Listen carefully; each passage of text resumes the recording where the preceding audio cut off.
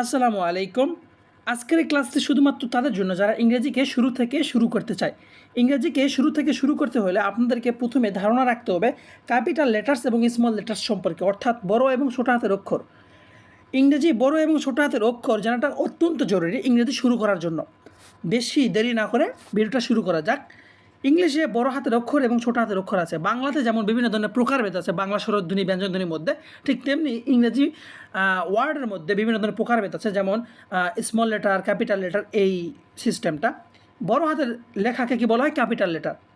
এবং ছোট হাতের লেখাকে স্মল লেটার। ক্যাপিটাল লেটার মনে রাখবেন কীভাবে? ক্যাপিটাল, বাংলাদেশের রাজধানী ক্যাপিটাল কি? What is the capital of Bangladesh? রাজধানী। রাজধানী মানে ক্যাপিটাল, মানে সবথেকে বড় শহর বা সবথেকে বড় জায়গা ঢাকা। তো ঠিক তেমনি সবথেকে বড় অক্ষরকে ক্যাপিটাল লেটার বলা হয়, বড় হাতের অক্ষরকে ক্যাপিটাল লেটার বলা হয় এবং ছোটো হাতের অক্ষরকে স্মল লেটার বলা হয়। তো চলুন আমরা ক্যাপিটাল লেটার এবং স্মল লেটার শিখে ফেলি। তাহলে ক্যাপিটাল লেটার্স কি? ক্যাপিটাল লেটার্সগুলো হচ্ছে কি বড় হাতের অক্ষর, ক্যাপিটাল, অর্থাৎ সবথেকে বড় অক্ষরগুলোকে ক্যাপিটাল লেটার বলা হয়। যেমন এখানে দেখুন A B C D E F G H I J K L M N O P Q R S T U V W X Y Z.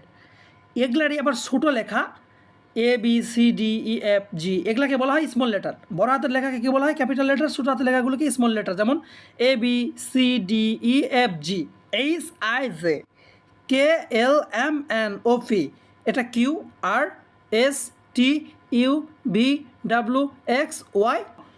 ভিডিওটি ভালো লাগলে চ্যানেলটিকে সাবস্ক্রাইব করে রাখুন আর পরবর্তী ভিডিও দেখার জন্য অবশ্যই আমার চ্যানেলের সঙ্গে থাকুন।